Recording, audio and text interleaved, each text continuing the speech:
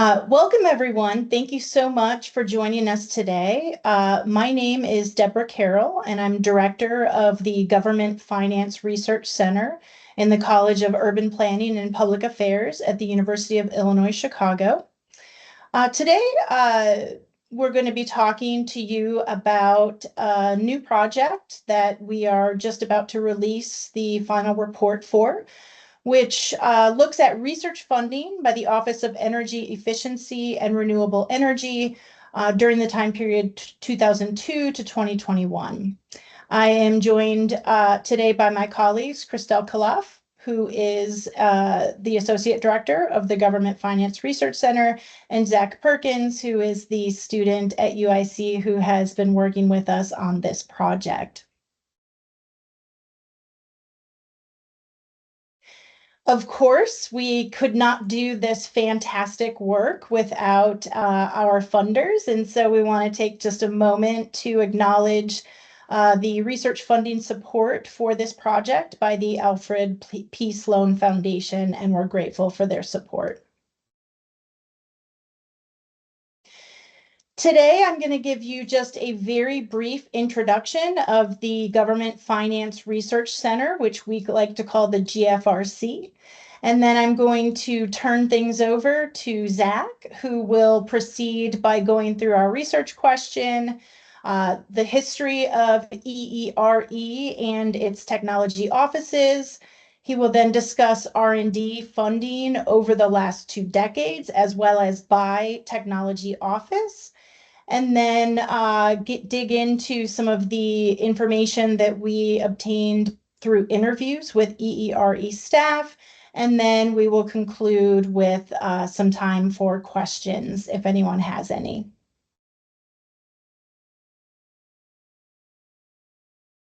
So first, I just want to give you a little bit of background about the Government Finance Research Center.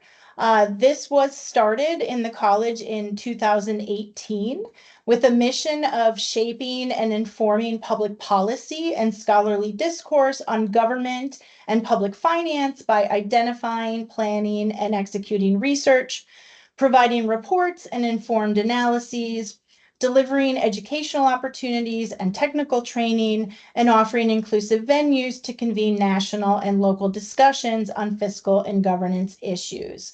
Today, the GFRC concentrates its research into 4 main research clusters. The first is tax policy and administration. The second is fiscal policy and financial position. Third is debt and long-term obligations. And the fourth is what we're talking about today, encompassing energy and water policy. We accomplish our mission and our purpose in a variety of different ways through sponsored research projects like the one we're presenting today. We also provide research briefs and policy bites for the general public and for policymakers and legislators. We have a data portal that is available on our website.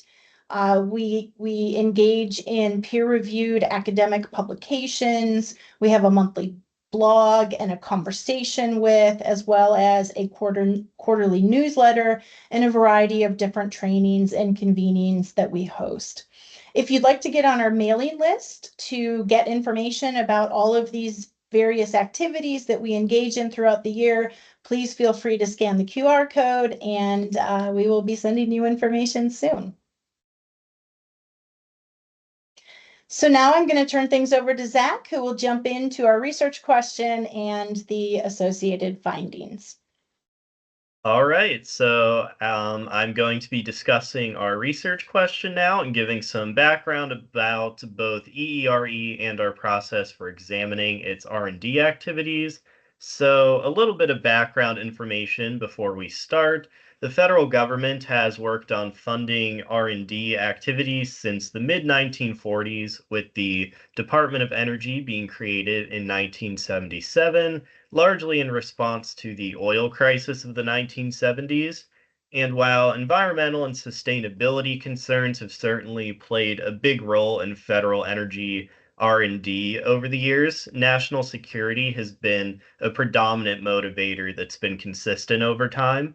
And EERE, which is the focus of our paper, was formally founded in 1994, but it traces its origins back to the DOE's founding in 1977 with its predecessor office. And EERE works to advance clean energy technology and is currently the second largest grant funder within the Department of Energy.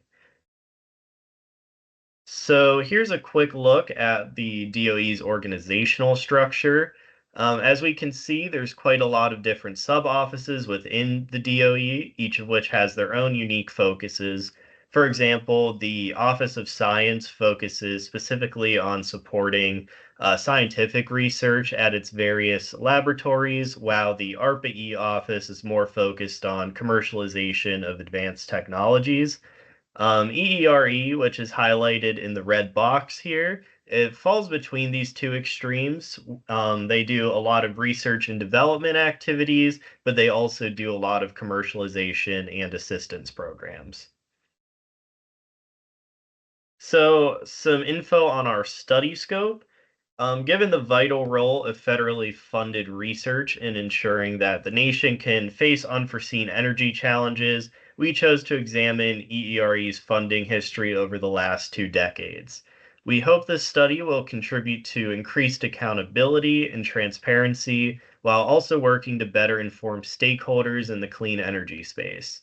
We chose to begin our analysis after the 2002 restructuring of EERE, which is where most of its contemporary sub offices were created.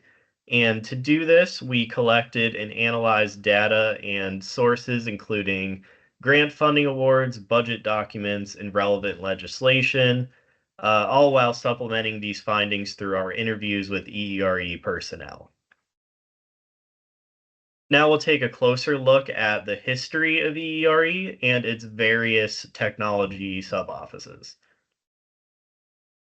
So here's a basic timeline of EERE's history, with the 1970s oil crisis acting as its impetus, and some of the many restructurings and legislations that helped EERE get to the place where it is today. Some things to note here are the DOE Organization Act of 1977, which created the DOE, and then in 1981, the Office of Conservation and Renewable Energy was created, which is the direct predecessor of EERE, and that would morph officially into EERE in 1994. Beyond that, we also have some important legislation, such as the Energy Policy Act of 2005, and some of the many restructurings that occurred are also listed, which we'll discuss later in this presentation. Here's a summary that goes over some of the different name changes and restructurings that EERE's program offices have undergone since 2002, with the main three technology areas listed at the top there: buildings and industry, sustainable transportation and fuels, and renewable energy. We chose 2002 as our starting point because it marks the year where most of the contemporary EERE offices came about during a large restructuring effort, which we'll touch on in a moment. One thing to note in this graph is that between 2011 and 2012, all of the sub offices were renamed to become more standardized. And additionally, we can see at the bottom left here that in 2022, the Advanced Manufacturing Office was split into two, creating the new Industrial Efficiency and Decarbonization Office, which also conducts research, but it falls right at the edge of our timeline, and we'll discuss that a bit more later on, I believe. And here we have some organizational charts over the years. As you can see, the 2002 restructuring made the office a lot flatter and consolidated a lot of the sub-programs together. This was part of a wider Bush administration initiative to flatten and streamline its federal offices. By 2021, we can see the organization continues to become a lot simpler and more streamlined in its structure. And that brings us to the organizational chart as of February 2004. with EERE divided into 10 research and development offices with three main technology areas, in addition to the three offices that fall under the operations unit. I'd also like to point out that we chose to exclude the Industrial Efficiency and Decarbonization Office from our examination. Although they do engage in research, they were created in 2022, so we do not yet have enough information on the projects they engage in. Additionally, we excluded the Joint Office of Energy and Technology as it's a collaborative effort between EERE and the Department of Transportation rather than a EERE specific research office. So next we're going to go into some more detail on EERE research and development funding over the past 2 decades and what some of our key findings have been.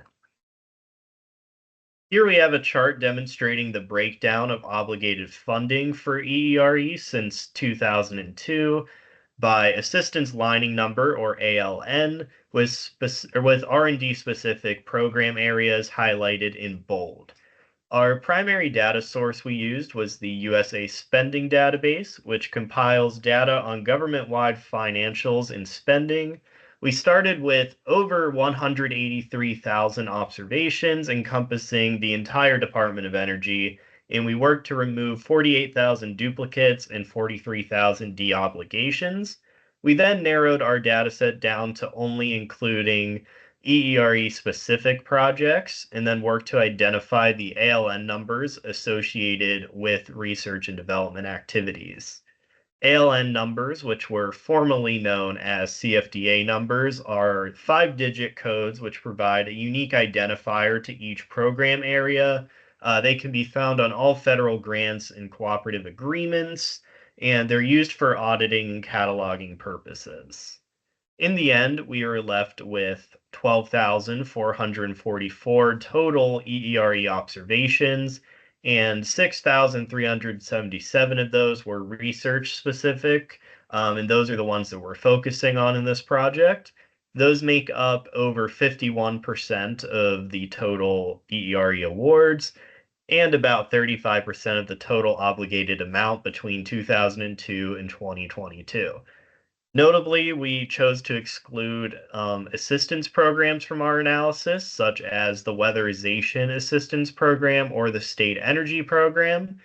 These have historically made up a pretty significant portion of appropriations, as we can see here. However, they do not fund research. And additionally, in recent years, EERE has pivoted to mostly include R&D activities, while these assistance programs have been transferred to new Department of Energy offices, including the Office of State and Community Energy Programs, which gives us more confidence in our selection of program areas. Next, we have a couple maps to quickly visualize the geographic distribution of these research awards during our timeline. The top recipients were Michigan, California, New York, Massachusetts, and Indiana. However, when accounting for per capita amounts, we still have Michigan remaining as the top recipient, but some of the lower population states, such as South Dakota, Alaska, Utah, and Maine, show up as well. So we now have obligated funds by recipient combined between 2002 and 2021. EERE issued 6,377 total research awards, and this totaled over $23.5 billion. And this research funding went to a wide variety of recipients, with for-profit organizations making up the largest share of the obligated amount at about 45%, and the higher education institutions making up the largest share of total awards at just under 40%. Here's a look at how those research awards were awarded over time. The main thing to note here, of course, is this massive spike between 2008 and 2011, which we've shown on the graph to our right here. This is due to a variety of legislation around this time, including the Energy Policy Act of 2005, the Energy Independence and Security Act of 2007, both of which provided significant boost to energy funding. However, the most dramatic spike we see here came with the unprecedented funding from the Recovery Act, or ARRA, during the Great Recession. At its peak in 2010, EERE reached about $7 billion in its yearly obligated amounts here for research awards, and then saw a big drop off as the Recovery Acts were required to be obligated by the end of fiscal year 2010. And for the rest of our timeline, we can see various ebbs and flows, but generally the yearly obligated amount falls between half a billion to the $1.2 billion range. This slide tells a bit of a different story because it shows total EERE appropriations, including all of its programs between 2002 and 2021. We also excluded the Recovery Act obligations from this graph, which added an additional $26.3 billion in appropriations in 2009, adjusted for inflation today. It's also interesting to note that since this Great Recession era, that EERE appropriations have generally been trending upwards over time, even between different presidential administrations. So now we're going to get a bit more granular and look at funding trends over time within each of EERE's 9 sub-offices, which engage in clean energy research and development funding. So first off, we have the Bioenergy Technologies Program, or BETO, originally known as the Biomass Energy Program. This is one of the few programs that generally received higher appropriations during the Bush administration compared to the Obama administration. This is because biomass was a pretty big focus during the early 2000s with legislation such as the Biomass R&D Act of 2000 and the Energy Independence and Security Act of 2007 supporting biofuel. Biofuel is seen as a way to improve domestic energy security, especially in rural areas. And although the office saw its peak funding following the Recovery Act, it would fall again to lower levels of funding throughout the rest of the 2010s. And this is because biofuel was seen as having less near term potential and had some scaling challenges as well. That being said, the office was able to successfully diversify itself into new areas in the later years, such as a bigger focus on algae-based biofuel during this time period. And funding for Beta actually increased during much of the Trump administration due to it being one of those technology areas that has more bipartisan support, especially as biofuel technology has traditionally been seen as a way to uplift rural communities. Next, we have the Hydrogen Fuel Cell Technology Office, or HFTO. Lots of acronyms today. This is one of the most interesting programs to look at, in my opinion, due to the heavy focus on hydrogen fuel that we had during the early 2000s. As we can see, there's a huge spike around 2004 in response to the Bush administration's hydrogen fuel initiative, which aimed to help alleviate the growing fuel crisis of the 2000s by bringing hydrogen fuel powered cars to commercialization levels. This is one of the rare examples we found where funding increases actually originated from White House priorities rather than originating in Congress. This hydrogen initiative was so dominant during the early 2000s within the organization that one of our interviewees who worked within EERE during that time noted that it often felt like a competition between hydrogen and everyone else. And by the time the Great Recession hit, though, it was becoming clear that electric vehicles were the better option and that hydrogen vehicles or then hydrogen vehicles. And especially after the Obama administration took over, they placed a much greater focus on electric vehicle technology, with fuel cells never quite reaching that level of funding they had during the 2000s. So the Vehicle Technologies Office was also an integral part of the Hydrogen Fuel Initiative in the 2000s. It led the Freedom Car Partnership, which was a public-private partnership between DOE and various American automakers that worked to advance this fuel cell technology. But VTO also did do work in advancing electric and hybrid vehicle technologies during this time.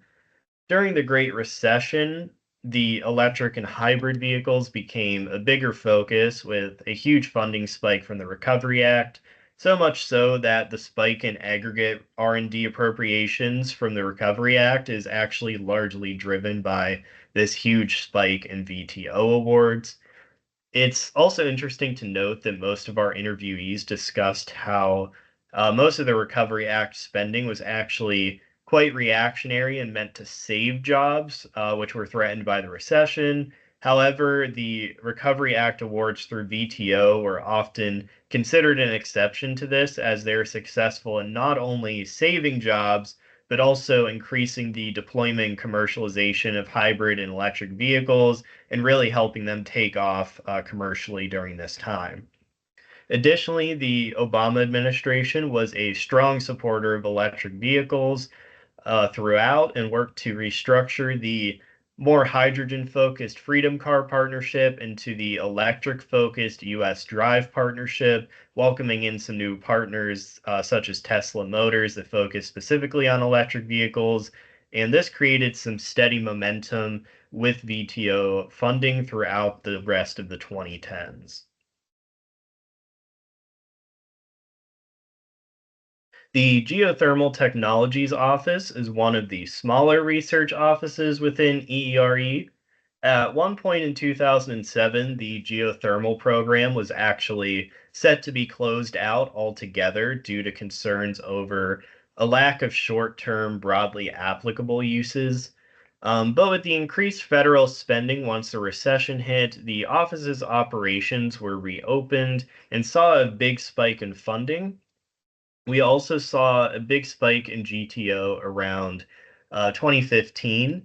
This was part of a broader effort to focus more on what was referred to as the forgotten renewables following leadership changes during the second half of the Obama administration.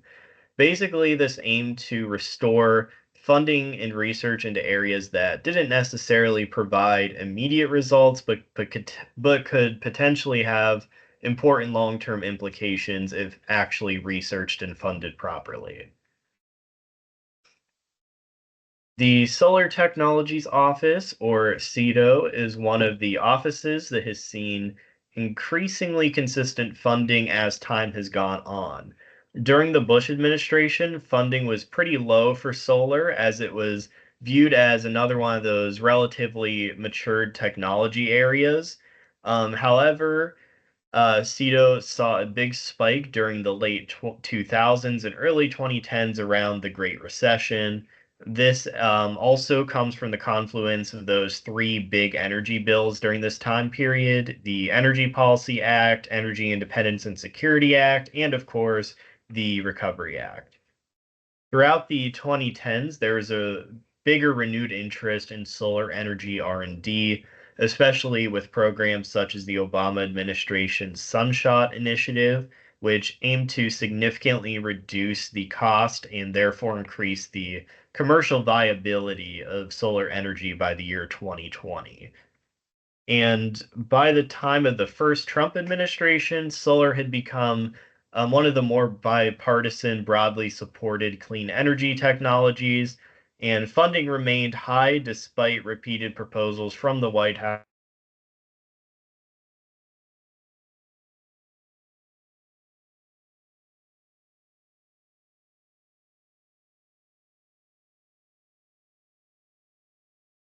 ERE's appropriations and their ultimate ability to resist White House initiatives that contradict their own congressional goals. This also demonstrated the growing popularity and broad influence that the renewable energy sector had started to gain within the American economy compared to earlier on in our study period when many of these technologies were still relatively new and pretty small, not influential industries. So moving on to the wind energy technology office, this is another technology area that saw pretty minimal funding during the Bush administration. Similarly to solar energy, wind energy was seen as a more mature technology area and was therefore sidelined in favor of more early stage R&D, especially including areas like hydrogen fuel cells. Despite this relatively low funding, by the time of the Great Recession, the US had actually become the global leader in wind energy production. And the increase in funding it was giving during the Recovery Act in the 2010s was justified as a way to further increase this reliability and reduce the barriers to mass commercialization of this technology. During the Trump administration, most of the clean energy initiatives, like most clean energy initiatives, the White House called for pretty heavy funding cuts to wind. However, again, this is another technology area that has seen more broad bipartisan support and also growing influence as an industry, leading Congress to continue to support the wind energy program at smaller but relatively consistent levels throughout the rest of the Trump years. The Water Power Technologies Office is another one of EERE's smaller research offices. It's important to note that prior to 2016, Water Power R&D shared an office with the wind energy program, and most of the research going towards hydropower, or most of that research was going towards hydropower wind turbines. Overall, though, this represented a really small segment of the overall wind office's total research awards. For example, in 2003, only about $200,000 total was obligated to the water power R&D initiatives as defined by us for this research project. But during the Obama years, the Water Power Office was seen as another one of those forgotten renewables that saw some renewed interest with a big funding spike for it coming around 2017. And the Advanced Materials and Manufacturing Technologies Office, or AMMTO, is another one of the larger sources of R&D funding over time. It's also undergone a lot of change over the years. Initially, this program was known as the Industrial Technologies Program and was renamed the Advanced Manufacturing Office in 2011. Then in 2022, the office actually split in two, with most operations falling under AMMTO, while the new Industrial Efficiency and Decarbonization Office was also created, as we mentioned earlier. The program saw pretty strong support during the early Bush years and was focused on reducing energy consumption across various different industries. But in the later Bush years, AMO was an office that saw some decreased funding due to perceived low levels of public benefit and the attitude that the technology had already sufficiently matured. However, appropriations, unsurprisingly, ended up peaking after the Recovery Act in 2010. Um, the Obama administration's innovative manufacturing initiative and clean energy manufacturing initiatives also provided more spikes in funding throughout the second half of the Obama years. And the office actually received relatively low opposition from the Trump administration compared to other clean energy technology areas. And this was due to the White House's continued focus on American manufacturing competitiveness and efficiency, which again has been an area that's remained pretty stable across the goals of different presidential administrations. Lastly, we have the Building Technologies Office, or BTO. Although energy efficiency in buildings wasn't a key component of the Bush White House's energy goals, there was support for it through programs like the Zero Energy Homes program and the energy efficient appliance programs of the early 2000s. Once again, though, the program saw a pretty big spike between 2008 and 2012, and then pretty stable funding for the first Obama term, with programs such as Building America, which focused on reducing home energy use by up to 70%. And although the first Trump administration requested reduced funding for BTO, Congress continued to fund it at relatively high levels throughout the Trump years. So that was a brief overview of the trends within each of the sub-programs. Now we'll move on and take a look at some of the key themes and takeaways that influence EERE decision making, which we learned during our conversations with EERE staff and personnel. We had the privilege of conducting 4 semi-structured Zoom interviews with EERE deputy assistant secretaries who each manage multiple technology areas within the organization. These interviews were done in order to help us contextualize the information we learned during our research process, as well as allowing us to learn more about the internal decision making process that happens within the organization's leadership. So, our first key theme from the interviews was focused on how EERE priorities are set.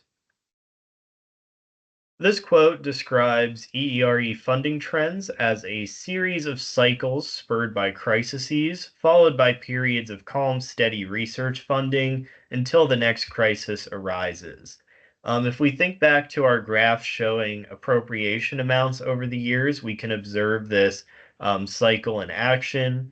Many administrations come into office with one energy agenda, but are forced to pivot away to another when these unforeseen crises arise.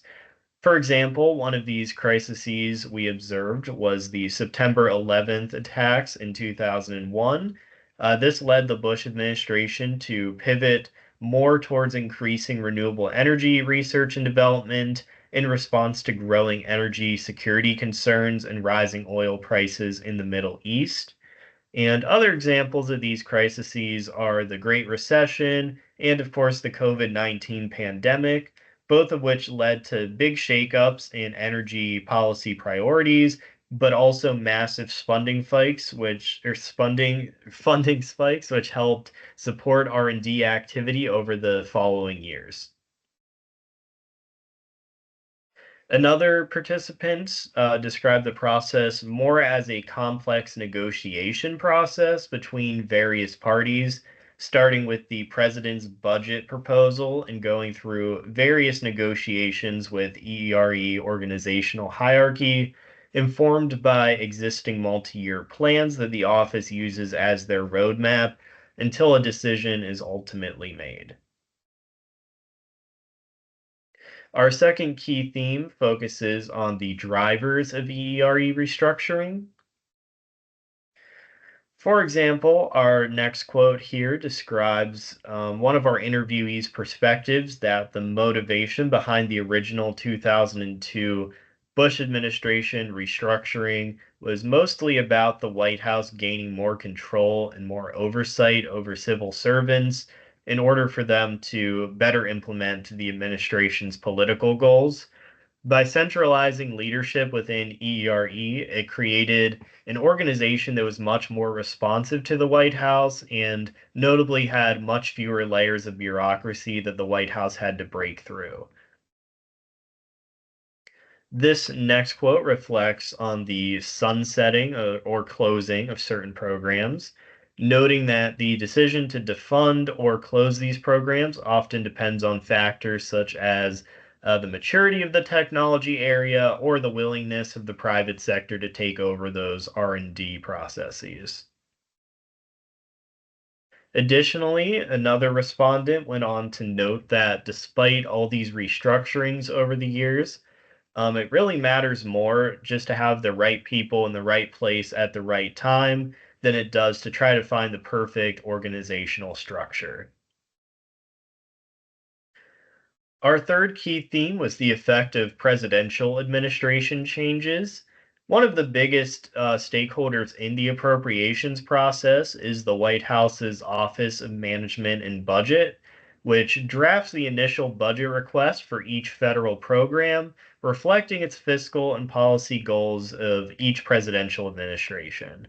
And administration changes are often reflected in changing EERE R&D funding priorities. However, as we alluded to earlier, within an administration, these priorities can often shift based on geopolitical events, recessions, or public health based crises. Additionally, presidents hold the power to appoint certain staff to lead and manage federal agencies, which allows each president to gain varying levels of control over internal EERE operations. One of our respondents talked about how these political appointees can often change the direction of decision making within the office. They note that program managers are often reluctant to cut programs because everyone is personally tied and invested in their own programs. And even when they don't necessarily have much real world promise, it's often hard for program managers to get rid of these. And by having new political appointees come in, this can, in theory, help shake up this dynamic and have the potential to reset these priorities to reflect more attainable goals. Our fourth key theme is the role of Congress in decision making. While the White House is the one that drafts the initial budget request, it's ultimately up to Congress to approve these appropriations. And interestingly, presidents aren't able to veto Congress's budget proposal. This means that Congress has an outsized role in determining EERE funding and priorities. And a lot of times, the White House will propose large increases or decreases to certain program areas, only for Congress to ultimately reject these proposals. For example, during the first Trump administration, the White House routinely proposed eliminating programs such as the Weatherization Assistance Program altogether. However, Congress ultimately kept the program funded at stable levels throughout the administration. This quote from one of our interviewees points out the dynamic that often occurs where individual congresspeople will often have a vested interest in supporting and protecting certain renewable energy programs that play well in their districts with their constituents. Next, we note the effect of market dynamics on decision making. While Congress and the White House both play big roles, often the pressure of market dynamics influence these stakeholder priorities. For example, the Energy Policy Act of 2005 saw a big shift in the way that Republican leadership in particular viewed renewable energy R&D, specifically due to market pressures that arose from countries like Germany and China significantly outpacing the US in clean energy research and development. And as this quote notes, the needs of the market are intrinsically tied to the health and success of the US economy. Offices like EERE engage in strong public private partnerships because ultimately, without them, they'd just be doing research for research's sake rather than working to bring these new clean energy technologies to large scale commercialization where they can be adopted by the private sector, which is the ultimate goal. It is important to note that while some interviewees believe that R&D efforts by EERE needed to be driven by industry interest and capabilities, others noted that the federal government has the means to take on more risk and research more risky pre-competitive technologies than for-profit companies do. And a lot of times there's research areas that these for-profit companies would never touch due to potential losses. And we see throughout EERE's history that early stage R&D tends to be pretty bipartisanly supported. For example, despite massive cuts proposed to EERE during the first Trump administration, the White House was still generally in support of continuing R&D efforts into these early stage cutting edge technologies due to the small but potentially very lucrative possibility if they were to take off. The interplay between market dynamics and EERE R&D priorities is even more substantial during the times of recessions or crises when transformational funding is distributed through legislation. Across interviews, respondents noted that the lessons learned when awarding funds through the Recovery Act created the basis for more sound investments through newer legislation such as the Infrastructure and Investment Job Act. The application of lessons learned and that growth trajectory within EERE is also observed in our last key theme, which focuses on collaboration. As this quote notes, collaboration didn't occur in the early years of our timeline, which was when this interviewee worked with EERE.